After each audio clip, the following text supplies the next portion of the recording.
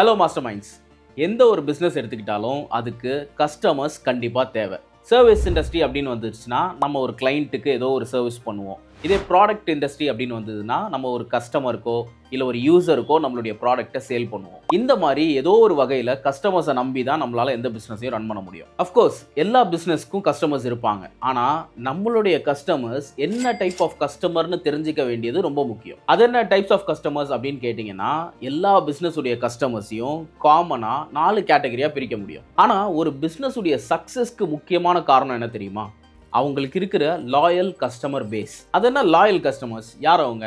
உதாரணத்துக்கு நம்ம ஏரியாவில் எவ்வளோ புது சலூன்ஸ் வந்தாலும் நம்ம ஒரே கடையில் தான் தொடர்ந்து முடி வெட்டுவோம். ஒரு சிலர் வீட்டில் ஒரு பர்டிகுலர் கடையில் மட்டும்தான் தொடர்ந்து நகை வாங்குவாங்க. நம்மளுடைய அப்பா ஒரு கடையில் மட்டும்தான் எப்போவுமே ட்ரெஸ் எடுப்பார். இவங்கெல்லாம் தான் அந்த பிஸ்னஸ் உடைய லாயல் கஸ்டமர்ஸ். அந்த முடி வெட்டுற கடையில் ரொம்ப கூட்டமாக இருந்ததுன்னு வச்சுக்கோங்களேன், ஒன்று அங்கேயே வெயிட் பண்ணுவோம், இல்லை போயிட்டு இன்னொரு நாள் வரேன்னா அப்படின்னு சொல்லிட்டு போயிட்டு மறுபடியும் வருவோம். ஆனால் வேற கடைக்கு போகவே மாட்டோம். இவங்க தான் லாயல் கஸ்டமர்ஸ். இந்த லாயல் கஸ்டமர்ஸை எப்போ ஒரு பிஸ்னஸ் வின் பண்ணுதோ அப்போ அந்த பிராண்ட் பயங்கர சக்ஸஸ் ஆயிடும். ஆனால் எப்படி லாயல் கஸ்டமர்ஸை வின் பண்ணுறது? இப்போ தான் இந்த டைப்ஸ் ஆஃப் கஸ்டமர்ஸை பற்றி நம்ம தெரிஞ்சுக்கணும். இந்த டைப்ஸ் ஆஃப் கஸ்டமர்ஸை ஒரு 4 லேயர் பிரமிட் மாதிரி இமேஜின் பண்ணிக்கோங்க. அதில் பாட்டமில் இருக்கிற அந்த ஃபர்ஸ்ட் லேயர் அதுதான் நாட் சாட்டிஸ்ஃபைட் கஸ்டமர்ஸ். எல்லா கஸ்டமர்ஸ்க்கும் ஒரு நீடு இருக்கும். அதாவது நான் காசு கொடுத்து ஒரு பொருள் வாங்க போகிறேன்னா அந்த பொருள் எனக்கு எந்த அளவுக்கு பெனிஃபிட்டாக இருக்கும் அப்படின்றது. இதே தான் சர்வீஸ்க்கும். நான் பே பண்ணி ஒரு சர்வீஸ் ஆஃப் பண்ணுறேன் அப்படின்னா அது என்னுடைய எக்ஸ்பெக்டேஷனை எந்த அளவுக்கு ஃபுல்ஃபில் பண்ணுதுன்றத பொறுத்து தான் சாட்டிஸ்ஃபைட் கஸ்டமர்ஸா நாட் சாட்டிஸ்ஃபைட் கஸ்டமர்ஸா நம்மளால டிஃபைன் பண்ண முடியும். ஸோ ஒரு பிஸ்னஸ் எப்போ கஸ்டமருடைய நீடையே ஃபுல்ஃபில் பண்ணலையோ அந்த கஸ்டமர் நாட் சாட்டிஸ்ஃபைட் கஸ்டமரா மாறிடுவார். இது ஒரு பிஸ்னஸ் உடைய டேஞ்சர் ஜோன் அப்படின்னு சொல்லலாம். ஒருவேளை உங்க பிஸ்னஸ்ல இந்த மாதிரி 2-3 இன்ஸ்டன்சஸ் எங்கேயாவது நடந்த மாதிரி நீங்க பார்த்துருக்கீங்க அப்படின்னா இமீடியட்டா அதை அட்ரஸ் பண்ணி ரெக்டிஃபை பண்ண வேண்டியது ரொம்ப முக்கியம். ஏன்னா அது பிஸ்னஸ் உடைய ப்ராக்ரஸை ஸ்டாப் பண்றதை தாண்டி பிஸ்னஸ் உடைய ஃபாலுக்கு சப்போர்ட் பண்ணும். இதுல ஒரு வர்ஸ்ட் கேஸ் என்ன தெரியுமா? இந்த நாட் சாட்டிஸ்ஃபைட் கஸ்டமர்ஸ் இருக்காங்கல்ல, அவங்க திருப்பி உங்ககிட்ட வந்து நான் இப்படி ஒரு பிரச்சனையை ஃபேஸ் பண்ணேன், அதை நீங்கள் ரெக்டிஃபை பண்ணிக்கோங்கலாம் சொல்லவே மாட்டாங்க. அவங்க சைலண்ட்டாக உங்களை அப்ரோச் பண்ணுறதையே ஸ்டாப் பண்ணுவாங்க. ஸோ அன்லெஸ் ஒரு பிஸ்னஸ் ஓனர் இறங்கி அதை கவனிக்கிற வரைக்கும் உங்களுக்கு அப்படி ஒரு பிரச்சனை நடக்குதுன்னே தெரியாது. இதுக்கு ஒரு எக்ஸாம்பிள் சொல்லணும் அப்படின்னா, என்னைக்கோ அவசரத்துக்கு ஏதோ ஒரு ஹோட்டலுக்கு போவோம், அங்கே ஃபுட்டு நல்லாவே இருக்காதுன்னு வச்சுக்கோங்களேன். நம்ம போய் அவங்க கிட்ட ஆர்கியூலாம் பண்ண மாட்டோம். ஏன்னா நம்ம சாப்பிடும் போதே டிசைட் பண்ணிடுவோம் இதுக்கப்புறம் இந்த பக்கம் வரக்கூடாதுரா அப்படின்னு. சரி, இந்த ஹோட்டல் எக்ஸ்பீரியன்ஸ் கூட ப்ராடக்ட் குவாலிட்டி நல்லா இல்லை, அதாவது ஃபுட்டு நல்லா இல்லைன்றதால நம்ம அப்படி ஒரு டிசிஷனுக்கு வந்தோம்னு வச்சுக்கலாம். ஒருவேளை குவாலிட்டி நல்லா இருக்கிற ஒரு ப்ராடக்ட், இப்போ உதாரணத்துக்கு தக்காளி, காய்கறி கடைக்கு தக்காளி வாங்க போகிறோம்னு வச்சுக்கோங்க. இது இன்ஃபேக்ட் இது எனக்கு நடந்த எக்ஸ்பீரியன்ஸு. 1 கிலோ தக்காளி வாங்க போவோம். அந்த 1 கிலோ தக்காளி எடுத்து அதில் போட்டுட்டு அதில் 1 கிலோ 15 கிராம் இருக்கும். சரி, அந்த 15 கிராம் எக்ஸ்ட்ரா கொடுக்க வேணாம், ஒரு 2 வாட்டி தக்காளி போட்டு ஒரு 1 கிலோ 10 கிராம் இல்லை 1 கிலோ 8 கிராம் வந்தாலும் ஒரு சிலர் போட்டு கொடுத்துருவாங்க. ஆனால் எனக்கு என்ன நடந்தது தெரியுமா? இந்த தக்காளியை வச்சு பசில் கேம் விளையாடிக்கிட்டே இருக்காரு. அதாவது அந்த 8 கிராம் கூட இருக்கான். இந்த 8 கிராமை குறைக்கிறதுக்கு இந்த தக்காளி எடுத்து வைக்கிறது என்ன, இன்னொரு தக்காளி எடுத்து மேலே வைக்கிறது என்ன, அதை பார்க்கும்போது ஒரு கோவம் வரும் பாருங்க. அப்போ டிசைட் பண்ண இதுக்கப்புறம் இந்த கடையில் காய்கறியே வாங்கக்கூடாதா அப்படின்னு. ஸோ இங்கே நம்ம புரிஞ்சிக்க வேண்டியது, ப்ராடக்ட் குவாலிட்டி கண்டிப்பாக எல்லா பிஸ்னஸ்க்கும் ஸ்டாண்டர்டாக இருக்கணும். அது இருந்தால் தான் இங்கே எந்த ஒரு பிஸ்னஸும் ப்ராப்பராக ரன் ஆகும். ஆனால் அதை தாண்டி அந்த கஸ்டமர் எக்ஸ்பீரியன்ஸ் ரொம்ப முக்கியம். சரி, இப்போ நம்ம அடுத்த கேட்டகரி போவோம். அடுத்து சாட்டிஸ்ஃபைட் கஸ்டமர்ஸ். நம்ம ஆல்ரெடி ப்ரீவியஸ் பாயிண்ட்ல பார்த்தோம், எப்போ அந்த நீட் ஃபுல்ஃபில் ஆகலையோ அவங்க நாட் சாட்டிஸ்ஃபைட் கஸ்டமர்ஸாக மாறிடுவாங்க. ஆனால் எப்போ ஒரு கஸ்டமருடைய நீட் ஃபுல்ஃபில் ஆகுதோ அவங்க தான் சாட்டிஸ்ஃபைட் கஸ்டமர்ஸ். சரி, ஓகே, என் பிஸ்னஸ்க்கு சாட்டிஸ்ஃபைட் கஸ்டமர்ஸ் இருக்காங்க, எனக்கு அது போதும் தானே அப்படின்னு கேட்டிங்கன்னா அங்கேயும் ஒரு பிரச்சனை இருக்குது. இந்த சாட்டிஸ்ஃபைட் கஸ்டமர்ஸ் இருக்காங்கல்ல, இவங்களுக்கு அந்த பர்டிகுலர் பிராண்டோ இல்லை ஏதோ ஒரு பிஸ்னஸ் மேலே எந்த ஒரு எமோஷனல் அட்டாச்மெண்ட்டும் இருக்காது. சே ஃபார் எக்ஸாம்பிள், இப்போ நீங்கள் ஒரு கேப் புக் பண்ண ட்ரை பண்ணுறீங்க, ஒரு ஆப்பில் கிடைக்கல அப்படின்னா நம்ம ஆட்டோமேட்டிக்காக என்ன பண்ணுவோம், இன்னொரு ஆப்பில் தேட ஆரம்பிப்போம். ஸோ இங்கே நம்மளுடைய நீட் ஃபுல்ஃபில் ஆனால் போதும் தான் யோசிப்போமே தவிர, நான் என்ன ஆனாலும் இந்த ஆப்பில் தான் புக் பண்ணுவேன் அப்படின்னு நம்ம முரண்டு பிடிக்க மாட்டோம். இங்கே பெரும்பாலும் இருக்கிற பிஸ்னஸ் ஓனர்ஸ் எல்லாருமே சாட்டிஸ்ஃபைட் கஸ்டமர்ஸ் தான் மேஜராக ஹோல்ட் பண்ணி வச்சிருக்காங்க. சரி, எந்தெந்த கிரைட்டீரியாஸை எதிர்பார்த்து ஒரு கஸ்டமர் நான் இந்த ப்ராடக்ட் தான் வாங்குவேன் இல்லை இந்த சர்வீஸ் தான் நான் ஆப் பண்ணுவேன்னு வருவாங்க? ஒன்று, உங்களுடைய சர்வீஸ் ஃபாஸ்ட்டாக இருக்கலாம், இல்லை உங்களுடைய ப்ராடக்ட் குவாலிட்டி பெட்டராக இருக்கலாம், இல்லை மற்ற காம்படிட்டர்ஸை விட உங்களுடைய ப்ரைஸிங் கம்மியாக இருக்கலாம், அதாவது அஃபோர்டபுளாக இருக்கலாம், இல்லை சம்டைம்ஸ் யூசர் ஃப்ரெண்ட்லியாக கூட இருக்கலாம்.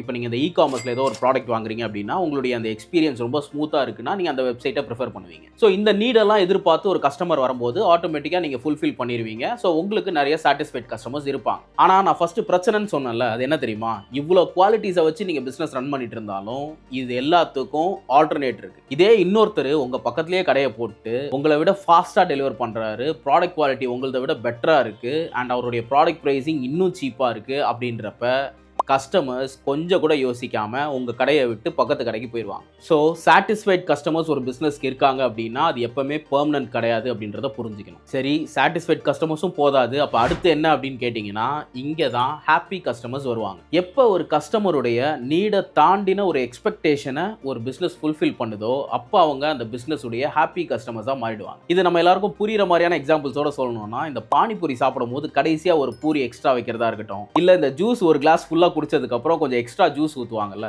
இது எல்லாமே கைண்ட் ஆஃப் ஹாப்பி ஃபீல் கொடுக்கும். ஸோ நம்மளுடைய நீடை தாண்டி ஒரு எக்ஸ்பெக்டேஷன் அங்கே ஃபுல்ஃபில் ஆகுது. இதுக்கு அடுத்து நம்ம பார்க்க போகிறது தான் டிலைட்டட் கஸ்டமர்ஸ். ஒரு கஸ்டமருடைய நீட், அவங்களுடைய எக்ஸ்பெக்டேஷன், இது எல்லாம் தாண்டி அவங்க எக்ஸ்பெக்ட் பண்ணாத ஒரு விஷயத்தை நீங்கள் அவங்களுக்கு கொடுக்கும்போது அந்த கஸ்டமர் டிலைட்ஃபுல்லாக மாறிடுவாங்க. இப்போ ரீசெண்டாக நடந்த ஒரு ரியல் லைஃப் எக்ஸாம்பிளே நம்ம இதோட கனெக்ட் பண்ணி பார்ப்போம். நம்ம இதை பற்றி ஒரு ரீல் கூட பண்ணியிருந்தோம். ஒரு customer good day biscuit open பண்ணும்போது அதில் இருக்கிற ஃபர்ஸ்ட் பிஸ்கெட் பாதி தான் இருந்தது அப்படின்னு சொல்லி அதை ஒரு வீடியோவாக எடுத்து போஸ்ட் பண்ணியிருந்தார். ஸோ இது அந்த கஸ்டமர் முன்வைக்கிற ஒரு பிரச்சனை. இதை யாராவது சாப்பிட்டு உள்ள வச்சு பேக் பண்ணிட்டாங்களா, இல்லை எலிகிலி கடிச்சிருச்சா, இதை நான் எப்படி நம்பி சாப்பிட முடியுன்ற அளவுக்கு ஒரு பெரிய இஷ்யூவாக அதை கம்பைல் பண்ணி போஸ்ட் பண்ணியிருந்தார். அஃப்கோர்ஸ் உண்மையிலேயே அது ஒரு சீரியஸான பிரச்சனை தான். அது பிராண்டுடைய ரெப்யூட்டேஷனை எந்த அளவுக்கு பாதிக்கும் அப்படின்னு எல்லாரும் யோசிச்சுட்டு இருந்தாங்க. ஆனா பிரிட்டானியா சைடுல இது ரொம்ப ஸ்மார்ட்டா மூவ் பண்ணாங்க. ஃபர்ஸ்ட் இந்த கஸ்டமர் போட்ட மெயிலுக்கும் அவர் போட்ட ட்வீட்டுக்கும் இமீடியட்டா பிரிட்டானியா சைடுல இருந்து அப்பாலஜைஸ் பண்ணி உடனே ஒரு ரெஸ்பான்ஸ் கொடுத்துட்டாங்க. இப்போ அந்த கஸ்டமருடைய நீட் ஃபுல்ஃபில் ஆயிடுச்சு. அதோட விடாம பிரிட்டானியா சைடுல இருந்து ஒரு சீஃப் அஃபீஷியல் அவருக்கு டைரக்டா கால் பண்ணி மறுபடியும் மன்னிப்பு கேட்டு இது மேனுஃபேக்சரிங் அண்ட் பேக்கேஜிங்ல நடந்த ஒரு பிரச்சனை தான், ஸோ இதை நினைச்சு நீங்க பயப்பட வேணாம் அப்படின்னு சொல்லி அவருடைய என்டையர் ஃபேக்டரி ஆப்ரேஷன்ஸ் எப்படி ஃபங்க்ஷன் ஆகுது அப்படின்றத எக்ஸ்பிளைன் பண்ணியிருக்காரு. ஸோ இப்போ அந்த கஸ்டமருடைய எக்ஸ்பெக்டேஷனும் ஃபுல்ஃபில் ஆயிடுச்சு. ஆனால் இங்கே தான் பிரிட்டானியா இவ்வளோ பெரிய இஷ்யூவை எப்படி ரெக்டிஃபை பண்ணி அவரையே திருப்பி அவங்களுடைய லாயல் கஸ்டமராக மாற்றினாங்க அப்படின்றத கற்றுக்கணும். பிரிட்டானியா அதோட நிப்பாட்டில் அந்த கன்சர்ன் பர்சனுடைய அட்ரஸை வாங்கி அவருக்கு ஒரு பேக்கேஜ் அவருடைய வீட்டுக்கே அனுப்புகிறாங்க. அந்த பேக்கேஜில் 3 குட் டே பிஸ்கெட் அண்ட் அதில் ஒரு அப்பாலஜி லெட்டரும் போட்டு அனுப்பிச்சிருந்தாங்க. இங்கே தான் அந்த கஸ்டமர் டிலைட் ஆயிட்டார். சரி, அவர் டிலைட் ஆயிட்டாருன்னு உனக்கு எப்படி தெரியும் அப்படின்னு கேட்டிங்கன்னா, இது எல்லாத்தையும் கம்பைல் பண்ணி ஒரு வீடியோவாக போஸ்ட் பண்ணதே அந்த கஸ்டமர் தான். இந்த ரீல் நிறைய பேர் பார்த்து இருக்கலாம். அப்படி இல்லைனாலும் நீங்க சர்ச் பண்ணி பார்த்தீங்கன்னா யூடியூப்ல இருக்கும். கொஞ்சம் யோசிச்சு பாருங்க, இவ்வளோ பெரிய இஷ்யூ, இதுக்கு பிரிட்டானியா சைட்ல இருந்து எந்த ரெஸ்பான்ஸ் வரல அப்படின்னாலும் இது ஒரு பெரிய பிரச்சனையா மாறி இருக்கும். ஸோ இந்த இஷ்யூக்கு ரெஸ்பாண்ட் பண்ண வேண்டியது கம்பெனியோட கடமை, அதை பண்ணிட்டாங்க. ஆனால் அதோட நிப்பாட்டாம இவங்க மூவ் பண்ண அடுத்தடுத்த ஸ்டெப்ஸ் தான் அந்த பிராண்ட் மேல அந்த ரெப்யூட்டேஷனை ரீடைன் பண்ண வச்சு. சரி, இவ்வளோ பெரிய பிராண்ட், அதனால இவங்கெல்லாம் இதெல்லாம் பண்றாங்க. சின்ன சின்ன பிசினஸ் வச்சிருக்கவங்க எப்படி கஸ்டமரை டிலைட் பண்ண முடியும் அப்படின்னு கேட்டீங்கன்னா நிச்சயமா எல்லாராலையும் பண்ண முடியும். இந்த கஸ்டமரை டிலைட் பண்றதுக்கு மெஷர்லாம் கிடையாது. அதாவது இவ்வளோ ஸ்பெண்ட் பண்ணாதான் கஸ்டமரை டிலைட் பண்ண முடியும், இதுக்கு கீழே இருக்கிற பிசினஸ்க்குலாம் வந்து டிலைட் பண்ண முடியாது அப்படின்னு ரூல்லாம் கிடையாது. நீங்க ரெகுலரா போயிட்டு இருக்க ரெஸ்டாரண்ட்டுக்கு திடீர்னு அங்க வேலை செய்யற ஒருத்தர் சார் எப்படி சார் இருக்கீங்க அப்படின்னு கேட்டா கூட நீங்க டிலைட் ஆவீங்க. It's a common human behaviour. எல்லா ஹியூமனும் இந்த மாதிரி சின்ன சின்ன விஷயங்கள் நடக்கும்போது நம்ம டிலைட் ஆகும். கொஞ்சம் யோசிச்சு பாருங்க, நீங்க ஒரு கடைக்கு போறீங்க, அங்க பயங்கர கூட்டமா இருக்கு, அந்த கடைக்காரர் உங்களை பார்த்துட்டு சார் ஒரு 5 நிமிஷம் இருங்க நான் இதை முடிச்சுட்டு வரேன் அப்படின்னு சொன்னா நீங்க அரை மணி நேரம் ஆனா கூட அங்க நிப்பீங்க. ஆனா இதே அந்த இடத்துல அவர் கண்டுக்காம அவருடைய வேலையை மட்டும் பார்த்துட்டே இருந்தாருன்னு வச்சுக்கோங்களேன், கொஞ்ச நேரத்துல இரிட்டேட் ஆகி கிளம்பிடுவீங்க. அப்ப இது ரெண்டுத்துக்கு நடுவில் என்ன டிஃபரன்ஸ் நடந்தது? இந்த ரெண்டாவது இன்ஸ்டன்ஸ் சொன்னல, அது கஸ்டமர் சர்வீஸ். அஃப்கோர்ஸ் அந்த கடை கூட்டமாக தான் இருக்கு, அவருடைய வேலையை பார்த்துட்டு தான் இருக்காரு, அவருடைய சர்வீஸ்ல ஃபோக்கஸ்டா இருக்காரு. ஆனா அந்த ஃபர்ஸ்ட் இன்ஸ்டன்ஸ் சொன்னல, அரை மணி நேரம் ஆனாலும் அங்கேயே நிற்பேன் அப்படின்னு, அது கஸ்டமர் எக்ஸ்பீரியன்ஸ். அவர் சர்வீஸை தாண்டி உங்களுக்கு ரெஸ்பாண்ட் பண்ணி உங்களுக்கு ஒரு எக்ஸ்பீரியன்ஸ் கொடுத்துருக்காரு. அந்த டைம்ல நீங்க அவருக்கு லாயலா இருப்பீங்க. ஸோ இப்படி தான் ஒரு பிசினஸ் லாயல் கஸ்டமர்ஸை கெயின் பண்ணணும். சரி, இந்த மாதிரி லாயல் கஸ்டமர்ஸை நான் கெயின் பண்ணிட்டேன், இதனால என்ன பெனிஃபிட் அப்படின்னு கேட்டிங்கன்னா, இந்த லாயல் கஸ்டமர்ஸ் நாளைக்கு என்ன காம்படிட்டர் வந்தாலும், என்ன பெட்டர் ப்ரைசிங் பெட்டர் குவாலிட்டியோட வந்தாலும் அவங்களுடைய ஃபர்ஸ்ட் ப்ரிஃபரன்ஸ் நீங்களாக தான் இருப்பீங்க. ஸோ ஒரு காம்படிட்டர் வந்தாலும் உங்கள் கஸ்டமரை கிராப் பண்ண முடியாது. நம்பர் 2,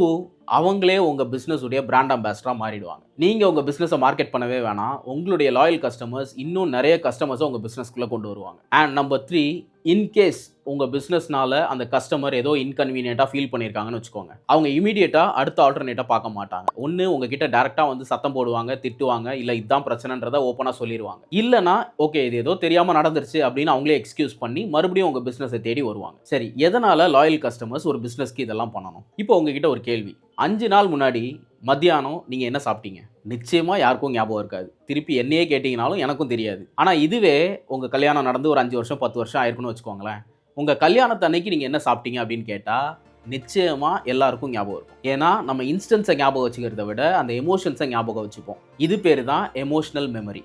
ஸோ இந்த எமோஷனல் மெமரியை கேரி பண்ணுற டெண்டன்சி எல்லா ஹியூமன்ஸ்க்கும் இருக்குது. நம்ம ஒரு ப்ராடக்ட்டை ரிசீவ் பண்ணோம் அப்படின்றத தாண்டி அந்த இன்ஸ்டன்ஸ் ரொம்ப டிலைட்ஃபுல்லாக மெமரபுளாக இருந்ததுன்னு வச்சுக்கோங்களேன், அதை காலத்துக்கும் மறக்கவே மாட்டோம். எல்லா ஹியூமன்ஸ்க்கும் ரெசிப்ரோசிட்டி பயாஸ் அப்படின்ற ஒரு விஷயம் இருக்குது. அதாவது நம்ம டிலைட்ஃபுல்லாக ஒரு விஷயத்தை எக்ஸ்பீரியன்ஸ் பண்ணிட்டோம்னு வச்சுக்கோங்களேன், இமீடியட்டாக ஒரு கவுண்டர் ஆக்ஷன், அதாவது திருப்பி ஏதாவது ஒரு ஃபேவர் பண்ணணும் அப்படின்ற ஒரு ஆர்வம், ஒரு உணர்வு இருக்கும். ஃபார் எக்ஸாம்பிள் இப்போ நீங்கள் ஒரு படம் பார்க்க போகிறீங்க, அந்த படம் உங்கள் எக்ஸ்பெக்டேஷனையும் தாண்டி பயங்கரமாக இருக்குன்னு வச்சுக்கோங்களேன். இப்போ நம்ம எப்படி ரியாக்ட் பண்ணுவோம்? வந்து இப்போ ஒரு 4 பேர்கிட்ட சொல்லி அந்த படத்தை போய் பாருங்கடா, படம் பயங்கரமாக இருக்குது அப்படின்லாம் சொல்லி எக்ஸைட் ஆகும்ல.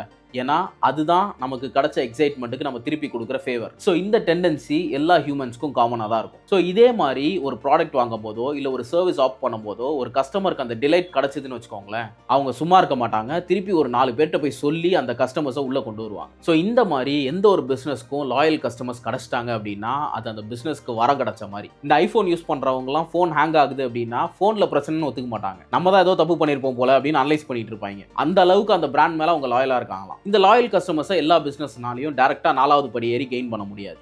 நீங்கள் ஸ்டெப் பை ஸ்டெப்பாக தான் வரணும். ஃபஸ்ட்டு உங்கள் பிஸ்னஸில் நாட் சாட்டிஸ்ஃபைட் கஸ்டமர்ஸ் இருக்காங்களா அப்படின்றத பார்த்து ஃபஸ்ட்டு அதை ரெக்டிஃபை பண்ணணும். அதுக்கப்புறம் உங்களுடைய சாட்டிஸ்ஃபைட் கஸ்டமர்ஸை ஹாப்பி கஸ்டமர்ஸாக மாற்றணும், ஹாப்பி கஸ்டமர்ஸை டிலைட்டட் கஸ்டமர்ஸாக மாற்றணும். இந்த டாப்பிக்கை பற்றி பேசலான்னு கொஞ்சம் ரிசர்ச்லாம் பண்ணிட்டு இருக்கும்போது யூடியூப்பில் கஸ்டமர் டிலைட் அப்படின்னு ஒரு ஷார்ட் ஃபிலிம் ஒன்று பார்த்தேன். யார்தான்னு பார்த்தா நம்ம லோகேஷ் கனகராஜ் 11 வருஷத்துக்கு முன்னாடி எடுத்து யூடியூப்பில் போஸ்ட் பண்ணியிருக்காரு. ஸோ இப்போ நம்ம பேசின டாப்பிக்கோட அதுவுமே கொஞ்சம் சிங்க் ஆகும். வாய்ப்பு கிடைச்சா அதையும் பாருங்க. So that's it. இந்த வீடியோ உங்களுக்கு பிடிச்சிருந்தது அப்படின்னா மறக்காமல் லைக் பண்ணுங்கள், சேனலை சப்ஸ்கிரைப் பண்ணுங்கள். வேற ஒரு டாப்பிக்கோட அடுத்த வீடியோவில் பார்க்கலாம்.